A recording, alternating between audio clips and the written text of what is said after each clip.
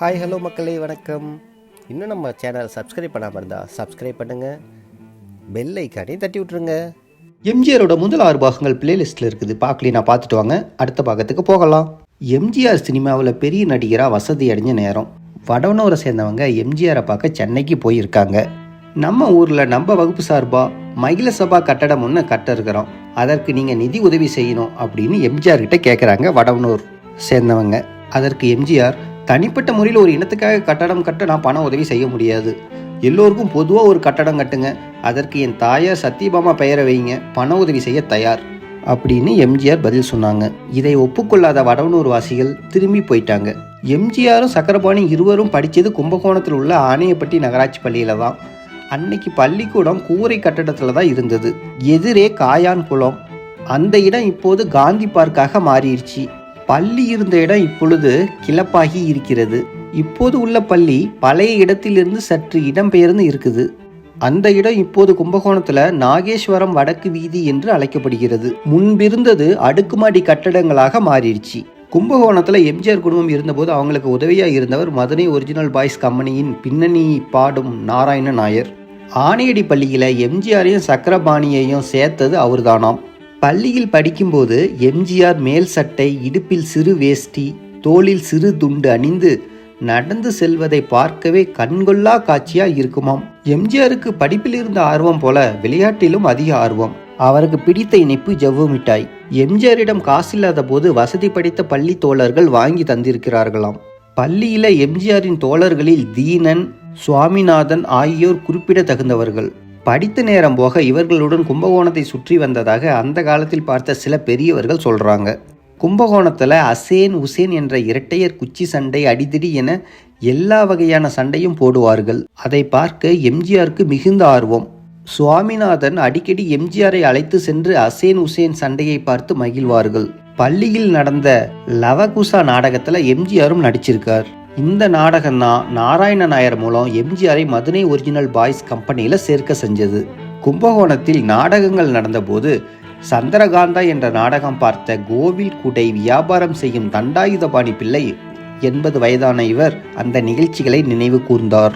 சந்திரகாந்தா நாடகத்தில் பண்டார சந்நிதியாக விகடன் பக்கிரிசாமி நடித்தார். முனிசாமி வேடத்தில் நடித்தவர் காளி என் ரத்னம். பண்டார சன்னதிக்கு பல சாதிகளில் மொழிகளில் ஆசை நாயகியர் உண்டு. அந்த ஆசை நாயகியரில் ஆங்கிலேய பெண்ணும் உண்டு. ஆங்கிலேய பெண்ணாக ஆசை காட்டி நடித்தவர் எம்ஜிஆர் தான். அந்த வேடத்துக்கு எம்ஜிஆருக்கு வசனம் எல்லாம் கொடுக்கப்படலை.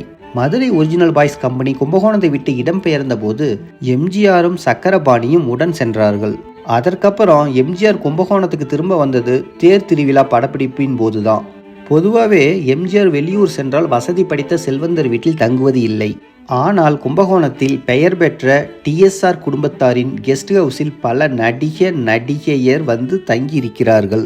தேர் திருவிழா படத்தின் தயாரிப்பாளர் சின்னப்பா தேவர் கேட்டுக்கொண்டதற்கிணங்க எம்ஜிஆர் டிஎஸ்ஆர் வீட்டிலேயே படப்பிடிப்பு நடந்த நாட்களில் தங்கியிருக்கிறார். வீட்டின் முன்புறம் உள்ள ஒரு அறை அவருக்கு ஒதுக்கப்பட்டு இருந்தது. படப்பிடிப்பு முடிந்து வந்தாரானால் வெளியில் எங்கும் சென்றதில்லை. யாருடனும் பேச்சு இல்லை. வீட்டிலேயே மேக்கப் போட்டு காலையில் படப்பிடிப்பு வேனில் ஏறி கும்பகோணத்தில் இருந்து 20 கிலோமீட்டர் தொலைவில் உள்ள கொள்ளிடக்கரையில் நடக்கும் படப்பிடிப்பில் கலந்து கொள்வார். டிஎஸ்ஆரோட மகன் குமார் தான் எம்ஜிஆரின் வசதிகளை கவனித்திருக்கிறார். குமாருடைய தந்தை இறந்தது செவ்வாய் தினத்தன்று. அதனால் ஒவ்வொரு வாரமும் செவ்வாய்க்கிழமை குமார் தன் தந்தையின் அறையில் விசேஷ பூஜை செய்வதுண்டு. சிலருக்கு உணவளிக்கும் ஏற்பாடும் செய்வாராம். அப்படி ஒரு நாளில் பூஜை நடந்தபோது எம்ஜிஆரும் கலந்து கொண்டிருக்கிறார். அப்போது எம்ஜிஆர் குமாரிடம், என் தந்தையார் இறந்தது செவ்வாய் தினத்தன்று, அன்று நான் விரதம் இருப்பேன் என்று கூறியிருக்கிறார். இந்த தகவலை சொன்னவர் அப்போது டிஎஸ்ஆர் குடும்ப புரோகிதராக இருந்த சடகோபாச்சாரியார். கும்பகோணத்தை விட்டு போனாலும் எம்ஜிஆருடன் படித்தவர்களில் தொடர்ந்து அவருடன் தொடர்பு வைத்திருந்தவர் தீனன். அவருக்கு எம்ஜிஆர் பல வகையிலும் உதவி செய்திருக்கிறார். ஏழ்மையான குடும்பத்தைச் சேர்ந்த தீனனுக்கு நிதி திரட்டுவதற்காக கும்பகோணத்தில் எம்ஜிஆர் அட்வொகேட் அமரன், இன்ப கனவு ஆகிய நாடகங்களை நடத்தி இருக்கிறார். அப்போது கும்பகோணத்தில் புனித அன்னை மருத்துவமனை எதிரில் இருந்தது தீனனின் குடிசை. அந்த குடிசைக்கு எம்ஜிஆர் சென்று விரும்பி சாப்பிட்டிருக்கிறார். எம்ஜிஆருக்கு பிடிக்கும் என்பதற்காக நெத்திலி கருவாடு சமைத்து கொடுத்திருக்கிறார்கள் தீனன் வீட்டில். எம்ஜிஆர் தமிழக முதல்வரான பின் ஆணையடி பள்ளியில் அவரது உருவப்படத்தை முனு ஆதி திறந்து வைத்தார். 30/10/1977 தஞ்சை மாவட்ட பட்டதாரி மாநாடு கும்பகோணத்தில் நடைபெற்றது. அதில் கலந்து கொள்ள முதல்வர் எம்ஜிஆர் வந்திருந்தார். அப்போது நேரில் சென்று ஆணையடி பள்ளியை சுற்றி பார்த்தவர் பள்ளி பதிவேட்டில் தனது பெயர், தான் பள்ளியில் சேர்க்கப்பட்ட மற்ற விவரங்களை பார்த்தார். எம்ஜிஆரின் பள்ளி சீரியல் எண் 100 என்றும் சக்கரபாணியின் எண் 113 என்றும் இருந்ததாக எம்ஜிஆரின் பள்ளி தோழர் சுவாமிநாதனின் மகன் ஆதி மூலம் எம்ஜிஆருடன் உடனிருந்து கவனித்ததாக குறிப்பிட்டார். இவர் கும்பகோண நகர அதிமுகவில் முக்கிய பொறுப்பாளராக இருந்தவர். பள்ளி பதிவேட்டில் எம்ஜிஆரின் பெயர் ஜி ராமச்சந்திரன் என்றும் தந்தை பெயர் கோபாலமேனன் பெரிய தெரு என்றும் எம்ஜிஆர் பிறந்த தேதியாக 25/5/1916 என்றும் வகுப்பு மலையாளி என்றும் குறிப்பிட்டிருந்ததாம். எம்ஜிஆர் பள்ளியில் சேர்ந்த தேதி 7/12/1922. முதல் வகுப்பில் அவர் ஆ பிரிவில் படித்தார் என்றும் அவர் பள்ளியை விட்டு வெளியேறியது 4ஆம் வகுப்பு தொடங்கிய சில நாட்களில் 27/7/1925 என்றும் உள்ளதாம்.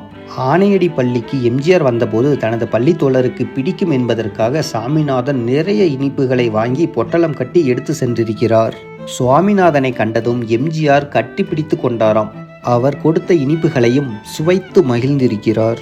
அப்போது முன்னாள் காங்கிரஸ் எம்எல்ஏ காசிராமன், இந்த பள்ளிக்கு உங்கள் பெயரை வைக்க சொல்ல போகிறோம் என்றபோது எம்ஜிஆர் கூடாது என்று கண்டிப்பாக சொல்லிவிட்டாராம். என் தந்தை சுவாமிநாதன் சில ஆண்டுகளுக்கு முன் காலமானார். அந்த விஷயத்தை நாங்கள் எம்ஜிஆருக்கு தெரியப்படுத்த எண்ணி இருந்த நேரத்தில் எம்ஜிஆரிடம் இருந்து அனுதாப தந்தியே வந்துவிட்டது. எங்களுக்கு மிகுந்த ஆச்சரியம் என்று கூறினார் சுவாமிநாதனின் மகன் ஆதி மூலம். அடுத்த எபிசோட் நாளைக்கு பார்ப்போம். Thank you for watching. For more videos, please subscribe.